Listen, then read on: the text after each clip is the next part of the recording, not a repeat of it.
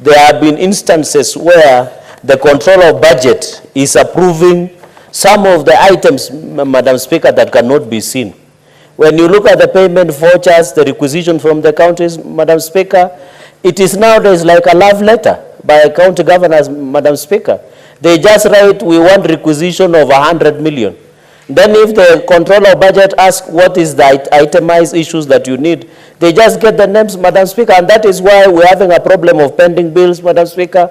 That is why we're having challenge, Madam Speaker, and therefore I want to challenge the Office of the Controller of Budget to be very vigilant, especially when they are giving requisitions, Madam Speaker. We are aware that there are some officers within COB who are seeing each other with governors behind the tent, Madam Speaker. It is my clarion call that a governor walks in, write a requisition, when they are time to release the funds, some of the officers within COB demand a certain percentage. And that is why lifestyle audit of some of the controller of budget officers, Madam Speaker, they should be done lifestyle audit. A number of them have been migrating to Karen, Runda, Kileleshwa, among other high-end estates, and also having unexplained wealth, Madam Speaker. So even now that governors have realized it is easy, get an approved supplementary budget, Madam Speaker, or a budget that has been approved by the County Assembly, Madam Speaker, then we need that action to be taken so that, and I look forward that this should be committee of the whole, and all 47 counties should be included. I support, Madam. Thank you, Senator. Senator Murgo.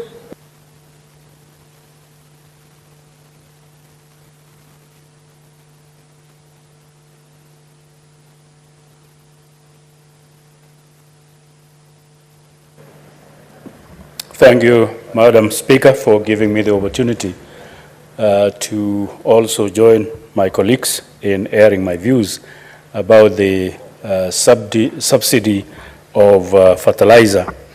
It is common knowledge, Madam Speaker, that there is plenty of food now in Kenya because of the subsidized fertilizer that we received last year. And so with that plentifulness, there is a lot of joy and happiness in the nation about availability of food, unlike what it was in the other previous years that some of the marginalized areas faced a lot of starvation from now and then. And at this point that in those areas now, February, March, April, there will be shortage of food, and therefore that subsidized fertilizer did wonders last year. And therefore it is causing a lot of anxiety now that it is either not there or it is little, because the lines that people make just proves that it is not available, and therefore the minister concerned should really be made aware by the system so that he makes the commodity available. I support. Thank you, Senator. Next order. Order number 8, motion, report of the Standing Committee on Finance and Budget on the 2024 medium-term debt management strategy. Senator Mohamed Faki.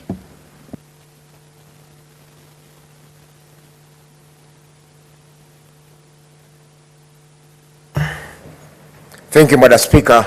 Madam Speaker, I beg to move that the Senate adopts the report of the Standing Committee on Finance, Budget on the 2024 medium-term debt management strategy, laid on the table of the Senate on Thursday, 7th of March, 2024. Madam Speaker, the 2024 medium-term debt management strategy, MTDS, was submitted to Parliament by the National Treasury and Economic Planning on 15th of February, 2024, pursuant to Section 33 of the Public Finance Management Act, Cap 412A. The Act provides that on or before the 15th of February in each year, the Cabinet Secretary shall submit to Parliament a statement setting out the debt management strategy of the national government over the medium term with respect to its actual liability and potential liability in respect of loans and guarantees and its plans of dealing with those liabilities. Madam Speaker, upon submission of the 2024 MTDS, the MTDS was tabled in the Senate at the sitting held on 15th of February. Thereafter, it was referred to the Standing Committee on Finance and Budget for consideration, facilitation of public participation, and consequent tabling of a report in the Senate.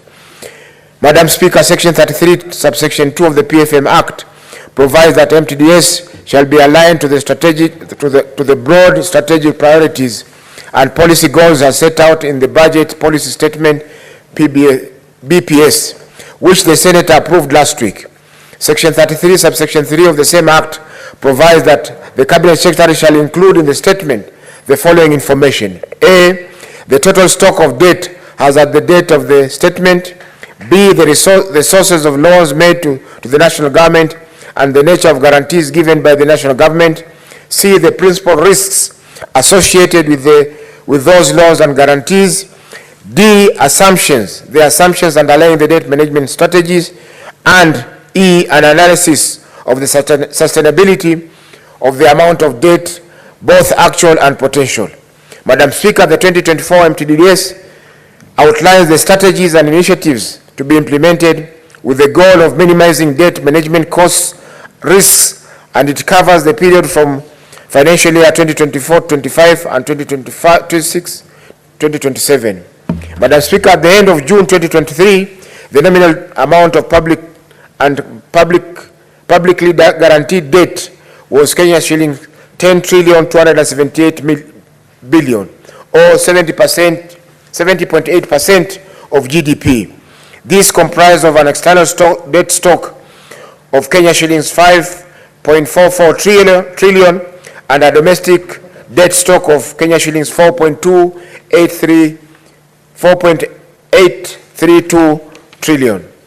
According to the National Treasury, the total nominal stock of public and publicly guaranteed debt as at February 2024 was Kenya shillings 11.248 trillion, or 69.7% of GDP. Present value of public debt to GDP is 67.2%. This comprises of external debt stock of Kenya shillings 6.189 trillion and a domestic debt stock of Kenya shillings 5.058 trillion. The National Treasury committed to bringing down the present value of debt as a percentage of GDP from 67.2% to 55% over a period of 5 years in accordance with the requirements of Section 50 of the Public Finance Management Act, PFM Act. Madam Speaker, the foreign public debt is composed of multilateral, bilateral, and commercial creditors categorized as follows. A, Kenya shillings 3.118 trillion has multilateral debts accounting for 50% of the total external debt. B, Kenya shillings 1.399 trillion bilateral debts at 23%, and C, Kenya shillings 1.671 trillion commercial debts at 27%, of which Eurobonds account for 1.14 trillion or 18%. Domestic debt mainly comprises of treasury bonds and bills. A, Kenya shillings 4.272 trillion in treasury bonds amounting to 85% of the total domestic debt, and B, Kenya shillings 565.63 billion treasury bills accounting for 11%, and Kenya shillings 220.16 billion